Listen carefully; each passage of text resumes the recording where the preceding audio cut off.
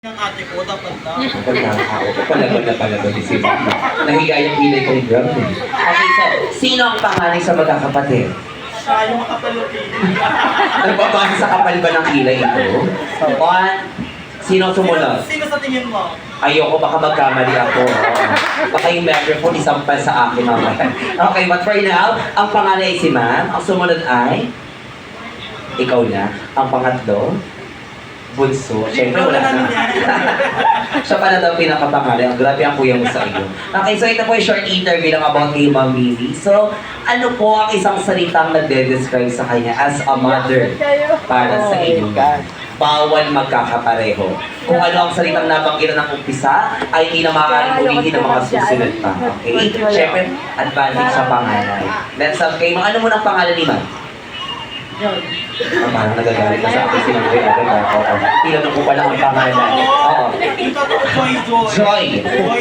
Malapit sa word na? Chicken Joy. Chicken, oo. Chicken Joy. Si Ma'am Joy, ano po ang isang salita para sa inyo na lang de-describe kay Ma'am Mimi? Masipag. Masipag. Palakpakan naman natin. Bye-bye, Joy. Bakit kaano po kasipag si Ma'am Mimi? Birthday niya, Hindi na Joy. natutulog. Pwede na naghahanda pa. Nagluluto ng handa.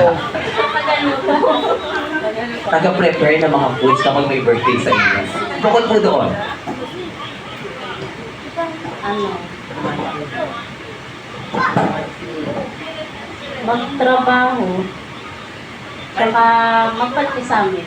Palakpakan naman natin si Ma'am. Sa pagiging masipag ni Ma'am nakapagpalaki ng apat na mga anak. And next naman, okay, ang aking kumare.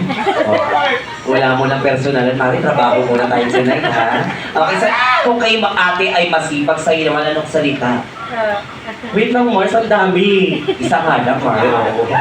Sa sobrang dami, magbigay nga ng 25. Kaya isa lang, Mari. Ano siya? Mabangis. Dati bang na yun si Mama Mimi? Dahil? Dahil mabangis siya sa lahat ng bagay ito. Diyos ko, kahit sa pagtatrabaho, sa tanak, mabangis siya, sa gawaing bahay, sa aming magkakapatid, sa tatay ko mabangis siya. Hello, te. Sinusagot niya kayong kabit kong sansante, Arit, si Abin. Ay, wait na, parang iba din ang kwento na kumari ko. Mari ganun siya kabangis, te. Bata pa lang kami, mga 6 years old kami nito kapatid ko, dala-dala niyo kami tayo sa Arit. Sinugod niya si Elena, te. Ano nga, te. Sinugod niya dala-dala. Hi, Elena! Ganun. Walang pakalimunan natin ako. Parang naman ako, sobrang kabangisan ng mama. Iba niya kwento eh. Oo. Hindi naman ano to, pang Jollibee ito. Baka bukas wala na akong trabaho ah. May nag-video po ba? I-post muna po ah. Okay, so thank you so much. And next naman, masipag, mabangis.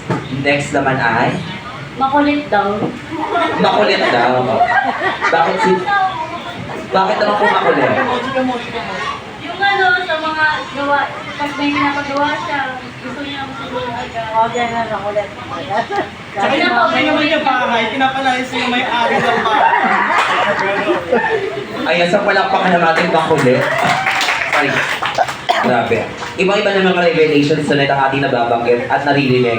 And for our last naman po, kamusta naman si Ma'am? Mukhang hindi mabitawan ng buong, mukhang may 100,000 sa loob. Oo, may milyones si Ma'am. Ano po ang isang salita na nag-describe para siya kay Ma'am Mimi? Mapagbigay. Mapagbigay. Ayan. Paano niyo po nasabi na siya ay mapagbigay para sa inyo? Nagbibigay ba ng Gcash si Ma'am? Buti ko gusto din itong mama. Ano daw po? Sa ano, sa mga kapatid niya, saka sa mga Ay, may yes. kailangan. Very generous si Mama Mimi. Ayan. So, palakpakan natin ang kanyang mga anak for 7 years old. And of course, si Ma'am Mimi naman ang ating kakausapin. Ma'am, mabalik sa Iyak inyo. yun. Iyak yun. Kaya kami tissue nakahanda dyan.